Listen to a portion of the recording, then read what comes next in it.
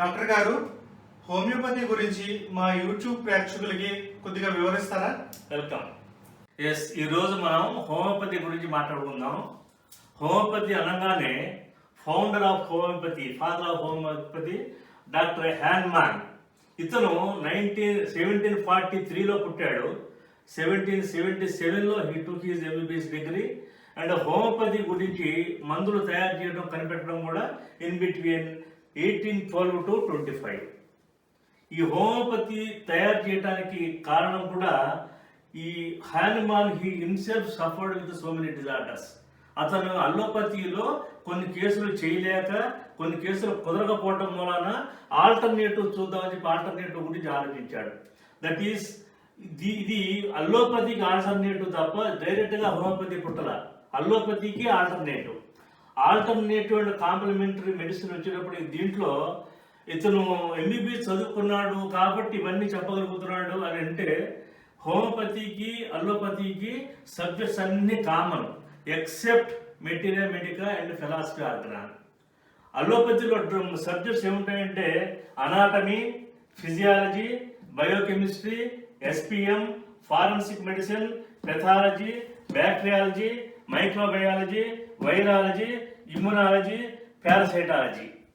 And medicine obstetric and gynaecology, ophthalmology, ENT, dental, surgery, psychology.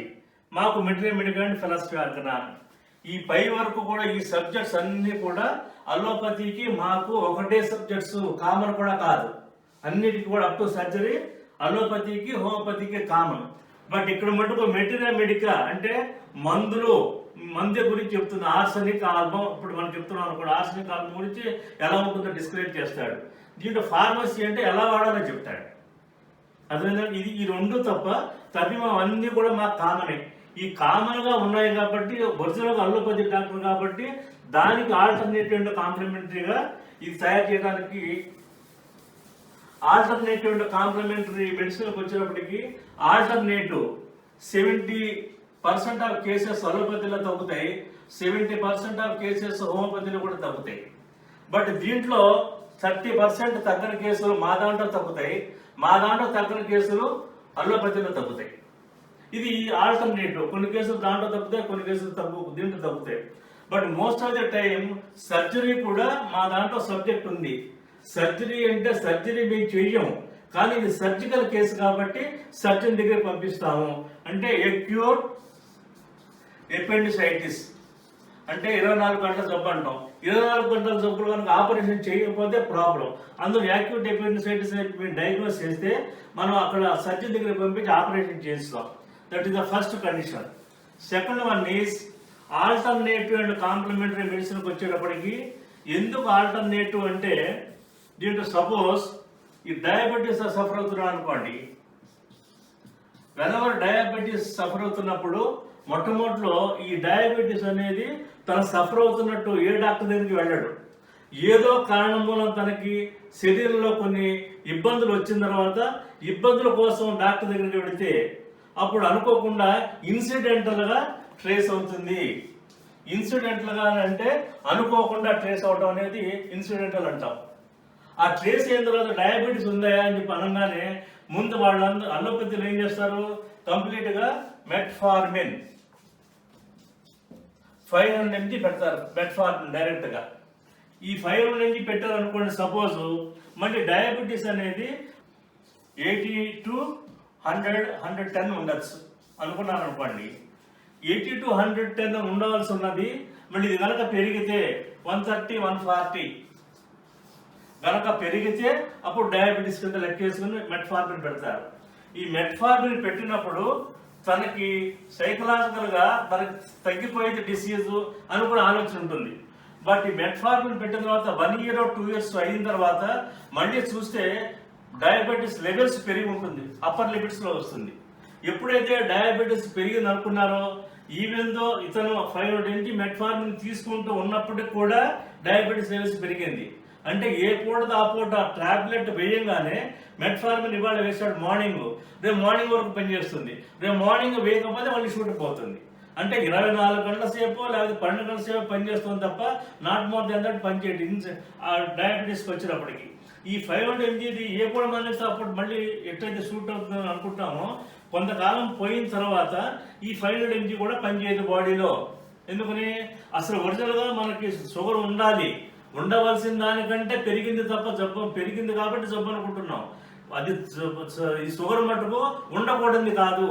BP ఒకటి sugar కానీ శరీరంలో కొన్ని లిమిట్స్లో ఉండాలి. ఆ లిమిట్స్ని దాటి అప్పర్ లిమిట్స్ కనుక వచ్చేసేస్తే అప్పుడే మనం డయాబెటీస్ వచ్చింది, షుగర్ వ్యాధి వచ్చిందని అనుకుంటాం. ఈ షుగర్ వ్యాధికి 500 mg కూడా పని చేయకపోతే అప్పుడు 1000 mgకి రాస్తారు. ఈ 1000 mg వేసిన తర్వాత మళ్ళీ కొంతకాలం పోయేటప్పటికి శరీరంలో కనుక రోగనిరోధక శక్తి ఉండి బాగుంటే 1000 mg కొంచెం 2 ఏళ్ళు 3 ఏళ్ళు పనిచేస్తుంది.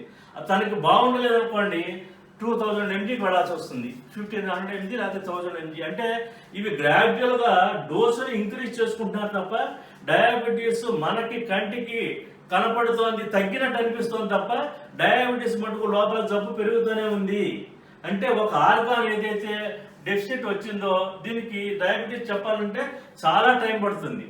దానికోసం అది టచ్ చేయడం లేదు ఇప్పుడు. బట్ ఒక డయాబెటీస్ గురించి ఒక్కటి మాట్లాడుకుంటే 2000 mg.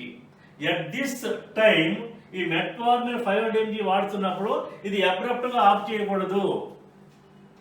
ఎవరు చెప్పినప్పుడు అబ్రప్ట్గా అంత క్రితం వరకు సంవత్సరం నుంచి 2 సంవత్సరాల నుంచి 500 mg వేసుకుంటే ఇవాళ కనుక మానేసేస్తే అబ్రప్ట్గా దాన్ని విత్డ్రాయల్ ఎఫెక్ట్ బాడీలో ఉంటాయి. శరీరంలో విత్డ్రాయల్ ఎఫెక్ట్ కంట్రోల్ చేయాల్సి వచ్చినా ఆ టైంలో ఎక్కువ మెడిసిన్స్ వాడిన తర్వాతే అలా హోమియోపతి డాక్టర్ దగ్గరికి వస్తాడు తప్ప సింపుల్గా 500 mg ఎప్పుడు హోమియోపతి డాక్టర్ దగ్గరికి రాడు. అప్పుడు 2000 mg వాడుతున్నప్పుడు ఇదంతా మానేసేసి ఒక్కసారి అలోపతిగా స్విచ్ ఓవర్ అవుదామని అనుకుంటాం అనేది అది కరెక్ట్ కాదు. ఎట్ దట్ పాయింట్ మనం ఈ 2000 mg వాడుతూ కూడా లేకపోతే 500 mgలో ఉన్నప్పుడు కూడా ఇది కంటిన్యూ చేస్తూ అప్పుడు కనుక కంటిన్యూ చేస్తూ ఉన్నప్పుడు మనం హోమియోపతి మందు కనుక స్టార్ట్ చేస్తే హోమియోపతి మందు చేసేది ఏంటి? 1000 mgకి సరిపడగా ఉండటం కాదు, లోపల ఏదైతే బాడీలో చేంజెస్ వచ్చినాయో ఆ చేంజెస్ని కంట్రోల్ చేస్తుంది. బాడీలో ఇక్కడ చేంజెస్ కంట్రోల్ చేయటం లేదు కాబట్టి 500 mgది 1000 mgకి తర్వాత ఇంక్రీజ్ అవుతుంది. ఇక్కడ ఎక్కడా కూడా మెట్ఫార్మిన్ వాడటం వలన సప్లిమెంటరీగా ఊరికే ఆ పూట పనిచేస్తుంది తప్ప సస్టైన్డ్ యాక్షన్ ఉండట్లేదు. సస్టైన్డ్ యాక్షన్ అంటే యాక్షన్ కొంతకాలం పాటు కంటిన్యూ అవడానికి సస్టైన్డ్ యాక్షన్ అంటాం. ఈ సస్టైన్డ్ యాక్షన్ లేకుండా ఏ పూట ఆ పూట 24 గంటల సేపు పనిచేస్తుంది. అట్ దట్ మూమెంట్ ఇది దాంట్లోనే ఉంచేసేసి ఇంకా పెరగకుండా చూస్తూ మన హోమియోపతి మందు కాంప్లిమెంటరీగా వాడుకుంటూ వస్తే ఇది 500 mgలో ఉండిపోతుంది చాలా కాలం పాటు. అప్పుడు శరీరంలో కొన్ని మార్పులు రాకుండా ఉంటుంది. మార్పులు ఏమొస్తాయని అంటే ఈ 2000 mg వేసిన తర్వాత కూడా ఈ డయాబెటీస్ న్యూరోపతి, కాళ్ళు చేతులు తిమ్మిలు పట్టేస్తూ ఉంటాయి, డయాబెటిక్ న్యూరోపతి. లేదు డయాబెటిక్ రెటినోపతి, కళ్ళలోకి వచ్చినప్పటికీ కళ్ళు రెటినోపతి. 10 ఏళ్ళ నుంచి సఫర్ అవుతున్నావు కదా, 10 ఏళ్ళ నుంచి వచ్చింది కాబట్టి న్యూరోపతి అన్నారు. కాళ్ళు చేతులు తిమ్మిలు పెట్టడం 10 ఏళ్ళ నుంచి ఉంది కాబట్టి రెటినోపతి ఉన్నారు. డయాబెటిక్ రెటినోపతి, డయాబెటిక్ న్యూరోపతి ఇవన్నీ డెవలప్ కాకుండా హోమియోపతి కనుక వాడుకుంటే ఇది కంట్రోల్ చేస్తూ డయాబెటీస్ ఏదైతే మూల కారణం ఉందో ఆ మూల కారణాన్ని కంట్రోల్ చేసుకుంటూ ఈ న్యూరోపతి ఈ రెటినోపతి రాకుండా కంట్రోల్ చేసి జీవితకాలం హ్యాపీగా ఉంచడానికి హోమియోపతి మందే పనిచేస్తుంది తప్ప అల్లోపతిలో మీరు ఎప్పుడు వాడినప్పుడు కూడా ఒకదానికి సప్లిమెంటరీ చేసుకుంటూ అన్ని ఒకదానికి యాడ్ చేసుకుంటూ పోతుంటారు తప్ప అది కంట్రోల్ అయినట్టుగా మటుకు ఉండదు. ఓకే, ఇది ఆల్టర్నేటివ్ మెడిసిన్. ఈ మెడిసిన్స్ కూడా మాకు దీంట్లో కొన్ని మెడిసిన్స్ మేము వేసేసుకుంటాం కదా మాకు చెప్పండి అంటే అనేవాళ్ళు చాలా మంది ఉంటారు. దీంట్లో ఏంటంటే 6C పొటెన్సీ ఉంటుంది, 30 పొటెన్సీ ఉంటుంది, 200 పొటెన్సీ ఉంది, 1M, 10M, 50M ఇలా పొటెన్సీస్ ఉంటాయి. చాలా మంది ఏం చేస్తారంటే షాప్లో కొనుక్కున్నప్పుడు 1000 mg వేసుకోమన్నాం అనుకోండి, 1000 mg ఇది 200 మల్టిప్లై చేసి 2000 ఇది 10 టాబ్లెట్లు వేసుకోమంటే 10 × 5 2000 వస్తుంది కదా, 1000 అవుతుంది కదా అని చెప్పి అనుకుని ఇది 10 × 5 50 మాత్రలు వేసుకుంటే సరిపోతుంది అనుకుంటారు. ఎందుకని అక్కడ 500 mg మెట్ఫార్మిన్ వేసుకున్నాడు అక్కడ. ఇప్పుడు 500 mg 1000 mg వేసుకోమని అంటే వీళ్ళకి ఈ 500 mg ఇంకో 500 mg చేస్తే ఇక్కడ 1000 mg అవుతుంది. బట్ ఈ 500 mg 1000 mg ఏమిటి అనేది వాళ్ళలో కామన్ అయ్యేది. కావాలన్నప్పుడు దానికి డబుల్ ద డోస్ వేసుకుంటారు. ఇక్కడ మటుకు ఇట్లా మల్టిప్లై చేయడం అనేది జరగదు. ఇక్కడ మల్టిప్లై ఇక్కడ 200 mg అంటే 200 పవర్ అంటే 200 power for ever, 1000 mg power అంటే 1000 లేకపోతే 10,000 లేకపోతే 50 m. కారణం ఏంటంటే మనకి ఈ బల్బులు ఉన్నాయి, ఎలక్ట్రికల్ బల్బులు ఇక్కడ 0 వోల్టేజ్ ఉన్నాయి, తర్వాత 40 వోల్టేజ్ ఉన్నాయి, 60 వోల్టేజ్ ఉన్నాయి, లేదా 120 వోల్టేజ్ ఉన్నాయి, 250 వోల్టేజ్ ఉన్నాయి. ఇక్కడ ఇది కావాల్సి వస్తే 120 వోల్టేజ్ కావాల్సి వస్తే 40ని మల్టిప్లై చేస్తే అన్ని బల్బులు పెట్టుకుంటే వెలగదు. దీనికి 40 వోల్టేజ్ తీసుకుంటుంది, అలాగే తయారు చేశారు. దాన్ని మల్టిప్లై చేయడం ఉండదు. 120 వోల్టేజ్ ఉంది, 120కి తీసేస్తే కుదరదు. ఇది ఎలా అయితే ఫిక్స్డ్ అయి కూర్చుందో, ఏ బల్బు అయితే పెట్టుకుంటున్నామో ఆ బల్బు 40 వోల్టేజ్ 120 వోల్టేజ్ అనేది చెప్పుకుంటామో అక్కడ కూడా ఇక్కడ మల్టిప్లై చేయడం అనేది జరగదు. అల్లోపతిలో మల్టిప్లై చేసుకుని వేసుకోవచ్చు. ఇది మటుకు మల్టిప్లై చేయడానికి మటుకు కుదిరే పరిస్థితి కాదు. Here this is the potency. పొటెన్సీలో డైల్యూషన్స్ అంటాం. హై డైల్యూషన్ చేసి దీంట్లో వాడతారు. దీంట్లో మోస్ట్లీ అల్లోపతి టాబ్లెట్ల ప్రతి దాంట్లోనూ టాక్సిసిటీ ఉంది, విష పదార్థమే ఉంది. విష పదార్థాన్ని వాళ్ళు తీసేయలేకపోతున్నారు. ఆ విష పదార్థంతోనే కాంప్లికేషన్స్, సైడ్ ఎఫెక్ట్స్ వస్తున్నాయి. కాబట్టి దీన్ని ఏం చేయాలని ఆలోచిస్తే కాంప్లికేషన్స్ అండ్ సైడ్ ఎఫెక్ట్స్ ఈ రెండు కూడా తీసేయాలని అనుకుంటే ఒక మెడిసిన్ ప్రాపర్టీస్ ఉన్నదాన్ని ఒక్కదాన్ని తీసుకుని హోమియోపతి తయారు చేశాడు. అందువల్ల ఈ కాంప్లికేషన్, సైడ్ ఎఫెక్ట్స్ లో టాక్సిసిటీ ఎక్కువగా ఉంటుంది. టాక్సిసిటీ అంటే విష పదార్థము. ఒక జబ్బు తగ్గుతుందా లేదా అనే సంగతి పక్కన పెడితే, ఏదైతే ఒక ప్యాంక్రియాటిక్ గ్లాండ్ డయాబెటీస్ లో ఇన్వాల్వ్ అయిందని అనుకుంటే ఒక ప్యాంక్రియాటిక్ గ్లాండ్ బాగు చేయకుండా అల్లోపతిలో సప్లిమెంట్ ఇస్తారు. అప్పుడు ప్యాంక్రియాటిక్ గ్లాండ్ కొంతకాలానికి పాడైపోతుంది. ఈ మెడిసిన్ టాక్సిసిటీ కనుక ఉంటే లివరు, బ్రెయిన్, హార్ట్ అన్ని డ్యామేజ్ అవడానికి every possibility is there. That is toxicity. Toxicity అనేది డెవలప్ కాకూడదు. అల్లోపతి మందులు అన్ని టాక్సిసిటీ ఉన్నాయి. టాక్సిసిటీ లేకుండా లేదు. వాళ్ళే చెప్తున్నారు టాక్సిసిటీ ఉందా లేదా. నేను హోమియోపతి డాక్టర్ని కాబట్టి టాక్సిసిటీ ఎక్కడ ఉందని చెప్పి మీరు అడగచ్చు. కానీ ఈ మందుల్లోనే కాంప్లికేషన్స్ వచ్చేవి, సైడ్ ఎఫెక్ట్స్ వచ్చేవి టాక్సిసిటీ. ఆ టాక్సిన్స్ దీంట్లో ఏంటంటే ఒక ఈ పదార్థం తయారు చేసినప్పుడు మాలిక్యూల్స్ అని చెప్పి ఏదైతే ఒక డబ్బు తయారు చేయడానికి 10 మాలిక్యూల్స్ ఉన్నాయనుకోండి. ఈ 10 మాలిక్యూల్స్ లో ఈ 10 మాలిక్యూల్స్ చేసేదే సైడ్ ఎఫెక్ట్స్, కాంప్లికేషన్స్. హోమియోపతిలో ఏదైతే కావాలో అది ఒక్కటే తీసుకున్నాడు కాబట్టి దీంట్లో సైడ్ ఎఫెక్ట్స్, కాంప్లికేషన్స్ లేవు. Okay, this is the main thing. Second one is allopathy డాక్టర్లు కానీ పబ్లిక్ కూడా ప్లాసిబోనే ఇస్తారు. దీంట్లో మందు ఉందా లేదా అనుకునేది వాస్తవం వాడు చెప్పేది. ఆ వాస్తవాన్ని వాళ్ళకి వాస్తవం కానీ హోమియోపతి డాక్టర్లు కాదు. ఎందుకంటే ప్లాసిబో అనేది మాకు కావాలి. ఎందుకని డిస్ట్రిబ్యూటింగ్ పర్పస్, డిస్పెన్సింగ్ చేయాల్సిన కనుక వస్తే ఈ ప్లాసిబో వాడుకోవాలి. ప్లాసిబో అంటే వైట్ గ్లోబ్యూల్స్. ఆ వైట్ గ్లోబ్యూల్స్ కూడా ఇది మందు డైల్యూషన్ ఉంటుంది మాకు. ఈ డైల్యూషన్ అంటే లిక్విడ్ ఫామ్ లో కనుక అనుకుంటే దిస్ ఈస్ మెడిసిన్. ఈ మెడిసిన్ ప్రాపర్టీస్ లిక్విడ్ గా ఉంది. ఈ లిక్విడ్ గా ఉన్నది డ్రాప్స్ కనుక వేస్తే మెడిసిన్ ప్రాపర్టీస్ దాంట్లో ఉండిపోతుంది. దీన్ని ఇలా మనం డ్రాప్స్ వేసామనుకోండి, ఈ డ్రాప్స్ వేసి డిస్ట్రిబ్యూషన్ ఎట్లా చేస్తాం? ఇలా డిస్ట్రిబ్యూట్ చేయడానికి కుదరదు, ఇంటి దగ్గర వేసుకోమంటానికి. అందులో ఆ పిలిసే అవసరం. ఆ పిల్స్ అవసరం ఉంది కాబట్టి ఆ పిల్స్లో కలిపిస్తాం కాబట్టి వాడు నెలకో 2 నెలలకో 3 నెలలకో ఆ మందులు కంటిన్యూస్గా వాడుకుంటే ప్రాబ్లం ఉండదు. వాడికి కావాల్సిన ఎప్పుడైతే కావాలో అప్పుడు వాడుకుంటూ ఉంటే. ఎప్పుడు దానికి ఎక్స్పైరీ డేట్ అంటే ప్లాసిబో అనగానే వైట్ పిల్స్ అంటాం. ఈ వైట్ పిల్స్ కనుక మందు కలిపి ఇచ్చిన తర్వాత కలర్ కనుక మారిపోతే అది ఎక్స్పైర్ అయినట్టు అనుకున్నారన్నమాట. ఈ ఎక్స్పైర్ అవడం అనేది మందు పిల్స్లో కలిపాం కాబట్టి అది ఎక్స్పైరీ అంటాం. లేదు అంటే ఈ మందులు కనుక డైల్యూషన్ మెథడ్లో కనుక ఉంటే అది 10 సంవత్సరాలు 20 సంవత్సరాలు కూడా పాడయ్యేది కాదు. దాంట్లో పాడవదు. ఎక్కడ కొన్ని ఆస్పెక్ట్స్ పాడవుతుంది అంటే కింద ఆహార ఎక్కడన్నా సెడిమెంట్ కనుక మిగిలిపోతే అది మనకు కనపడుతుంది. అప్పుడు ఆ సెడిమెంట్ కనపడి తీసేస్తాం మనం. అందులో దీంట్లో మటుకు పాడేది లేదు. ఈ డైల్యూషన్కి ఎక్స్పైరీ డేట్ లేదు.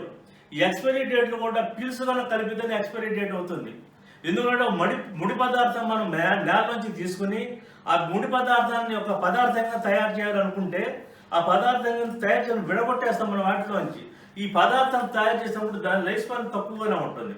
సపోజ్ బియ్యం అనుకోండి, రైస్ మనం మార్కెట్లో తెచ్చుకున్నప్పుడు దానికి ప్యాడీ అంటాం, ధాన్యాన్ని. ఆ ప్యాడీ రూపంలో ఉన్నప్పుడు ఆ పైరు పొర ఉంటుంది, ఆ పొర తీసేస్తే బియ్యం కింద తయారవుతుంది. ప్యాడీ రూపంలో కనుకుంటే 2 సంవత్సరాలు ఉంటుంది, బియ్యం కింద తయారు చేస్తే రైస్ కింద తయారు చేస్తే 2 నెలలే ఉంటుంది. దానికి అనుకోకుండా కాస్త తడి తగిలింది అనుకోండి, దానికి రూపురేఖలు మారిపోతుంది, దాని లైఫ్ స్పాన్ తగ్గిపోతుంది. దాన్ని రైస్ని మనం ఫుడ్ కింద మార్చుకుంటే సాయంత్రమే పాడైపోతుంది. అంటే పదార్థాన్ని ముడి పదార్థం కింద ఉంచితే అది ఎంతకాలమైనా ఉంటుంది. ముడి పదార్థాన్ని పదార్థం కింద తయారు చేస్తే మన ఫర్ బీటింగ్ పర్పస్ దానంతా కూడా దాని లైఫ్ స్పాన్ తగ్గిపోతుంది. అలాగే హోమియోపతి డైజెషన్ యాసిడీస్గా ఎంతకాలమైనా ఉంటుంది. పిల్స్ రూపంలో కనుక కలిపితే అప్పుడు తొందరగా ఎక్స్పైర్ అవుతుంది, అది కూడా కలర్ చేంజ్ అయితే. అదర్వైజ్ దాంట్లో మెడిసిన్ మటుకు లాడ్జ్ అయి ఉంటుంది. ఇది ఉత్తమ మాత్రలు కాదు, దాంట్లో 91% ఇథైల్ ఆల్కహాల్ ఉంటే ఓన్లీ 9% మెడిసిన్ ఉంటుంది. ఆ 9% మెడిసిన్ దాంట్లో లాడ్జ్ అయి ఉంటుంది. పిల్స్లో ఆల్కహాల్ ఎవాపరేట్ అయిపోతుంది, పైన అది స్మెల్ ఎక్కర్లా.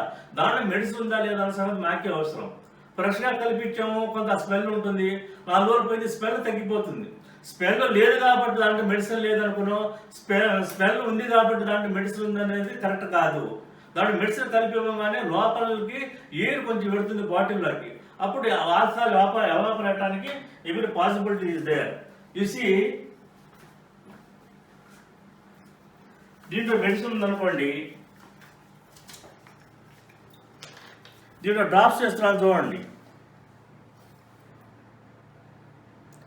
అదంతా కూడా తడిసిపోయింది కదా.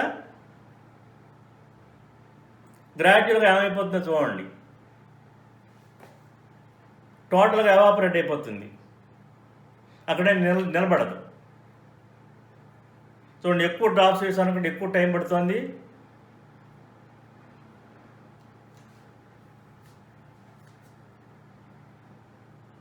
అది ఎవాపరేట్ అయిపోయింది చూడండి టోటల్గా. ఇదిగోండి, అంటే ఏంటి, ఇది ఎవాపరేట్ అనేది ఏదైతే బేస్ తీసుకున్నామో వెహికల్ అంటాం అదంతా ఎవాపరేట్ అయిపోతుంది. ఆ 9% మెడిసిన్ దాంట్లో ఉండిపోతుంది. ఓకే, అలా మెడిసిన్ తయారు చేసే విధానం మెడిసిన్ ఇస్తున్నప్పుడు ఎవాపరేట్ అవ్వడానికి there is every possibility is there. అందులో హోమియోపతిలో మందు యాక్షన్ అనేది ఒక మైండ్ మీద పనిచేసే మందులు ఉంటాయి. మైండ్ మీద పనిచేస్తుందని అంటే ఫస్ట్ పేషెంట్ రాగానే ఏమిటి ప్రాబ్లం అంటే నాకు బాగుండలేదని అంటాడు. బాగుండలేదని అంటే మానసికంగా తనకు బాగుండదు, మనసు చెప్తోంది మైండ్ బాగుండలేదని చెప్పి, శరీరంలో బాధని మైండ్ చెప్తోంది, మైండ్ బాధని మైండ్ కూడా చెప్తోంది. అప్పుడు ఏదన్నా కాల్లో దెబ్బతల్లి నొప్పిగా ఉందనుకోండి, అబ్బా నొప్పిగా ఉందని అంటాడు, అక్కడ చూడ్డు, కింద డాక్టర్ చూడాలి కాలు నొప్పి అని అంటే అక్కడ చూపించలేడు, వాడు బాధ అనేది మైండ్లోకి వెళ్ళిపోతుంది. బట్ మైండ్లో బాధ అనుకోండి, అప్పుడే మనసు బాధగా ఉందని అంటాడు. ఈ బాధ అనేది మాటతో చెప్తున్నాడు, వాడు మాటతో చెప్పలేదు అంటే వాడు చెప్పింది మనమే నమ్ముతాం, డాక్టర్ నమ్ముతాడు. దాంట్లో ఏంటంటే సైన్స్ అండ్ సిమ్టమ్స్ అని 2 ఉంటుంది. సైన్స్ అని అంటే గుర్తు,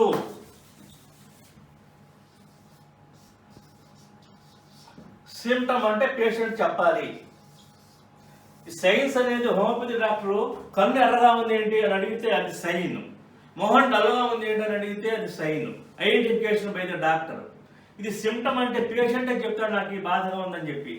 ఈ రెండుని కోరిలేట్ చేసుకుని ఈ మైండ్ అనేది మైండే ఎప్పుడైతే చెప్తుంది అనుకుంటామో, మైండ్ని కనుక మనం థాట్ చేసి మైండ్ని కనుక ప్రశాంతంగా ఉంచితే దాంట్లో అన్ని రెక్టిఫై అవుతుంది. యు సీ హియర్ ఒక డ్రగ్ గురించి మనం ఆలోచిస్తే అన్ని డ్రగ్స్ ముందు మైండ్ మీదే పనిచేస్తుంది, మైండ్ లేకుండా కుదరదు. Here you see this is mind. మైండ్లో great anguish and restlessness and changeability అలా మైండ్ మీద పనిచేస్తుంది. ఇది మైండ్, హెడ్, తర్వాత చూడండి mind, head, eyes, ears, nose, face, mouth and throat and stomach and all these things.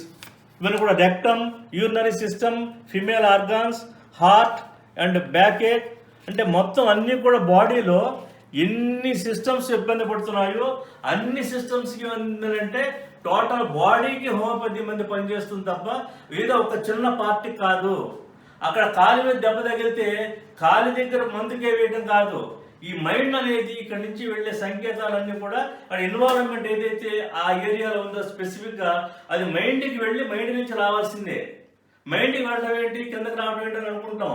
మనం మాట్లాడుతున్నాం, ఎక్కడికి వెళ్ళి వస్తుంది, ట్రాన్స్మిటర్స్ దగ్గరికి వెళ్ళి మళ్ళీ ఫోన్ వస్తుంది పక్క ఫోన్కి. అంటే ఈ కాలు దగ్గరినప్పుడు ఈ సిస్టంలో సెంట్రల్ నర్వస్ సిస్టంలో ఇక్కడ నుంచి బ్రెయిన్కి తీసుకెళ్ళాలి, బ్రెయిన్ నుంచే కిందకి తీసుకొస్తుంది. ఇది ఎలా వస్తుందంటే ఇక్కడ దోమ పడింది అనుకోండి, మస్కిటో, ఈ దోమ పడినప్పుడు మనం చూస్తూ ఉంటాం.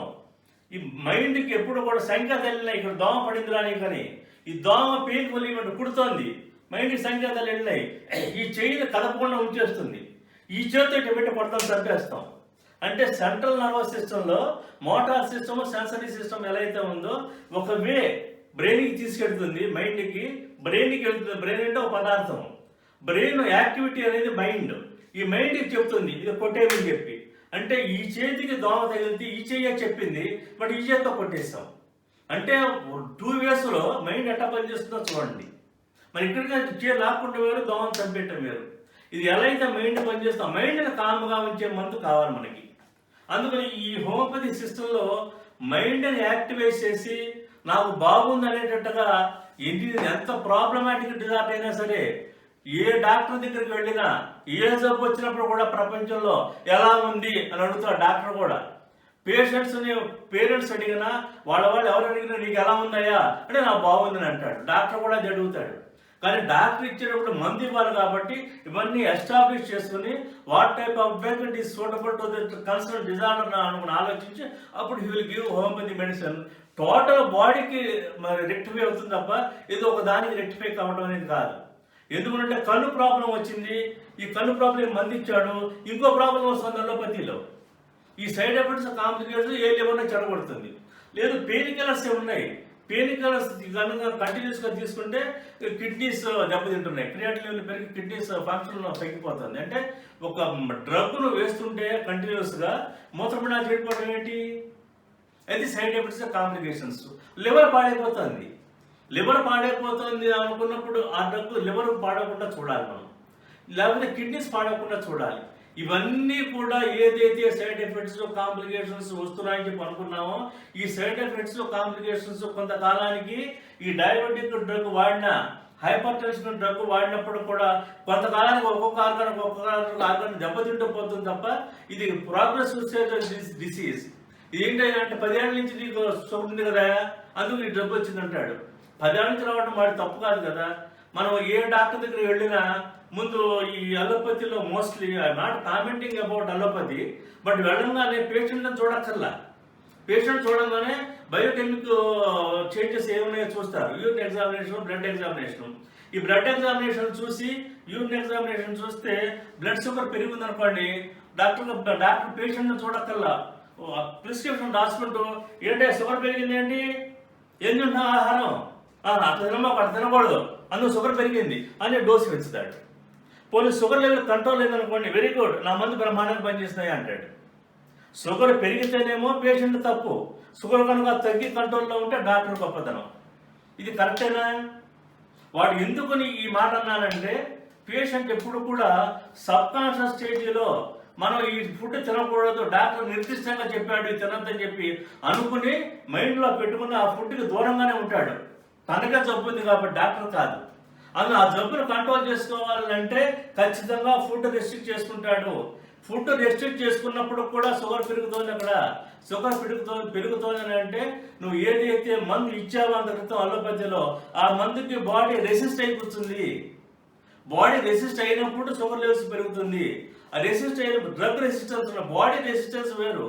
బాడీ రెసిస్టెన్స్ అంటే జబ్బు రాకుండా ఉంటాం, డ్రగ్ రెసిస్టెన్స్ అంటే బాడీలో పని చేయకపోవడం. అర్థమైందా? అందుకు డ్రగ్ రెసిస్టెన్స్ వస్తుంది. డ్రగ్ రెసిస్టెన్స్ అసలు డ్రగ్గే వాడకూడదు డయాబెటీస్ కనుక్కుంటే.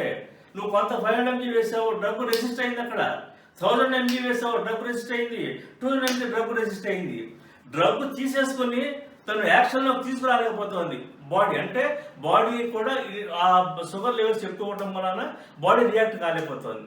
అట్ దట్ మూమెంట్ మన హోమియోపతి మందు కనుక వాడితే ఏదైతే కాజిటివ్ ఫ్యాక్టర్ ఏదైతే లోపల డామినేట్ చేస్తుందో ఆ కాజిటివ్ ఫ్యాక్టర్ మనం కంట్రోల్ చేస్తే డయాబెటిక్స్ లెవెల్ పెరగకుండా ఉంటుంది. అదే హోమియోపతి మందు చేసేది. Okay, thank you.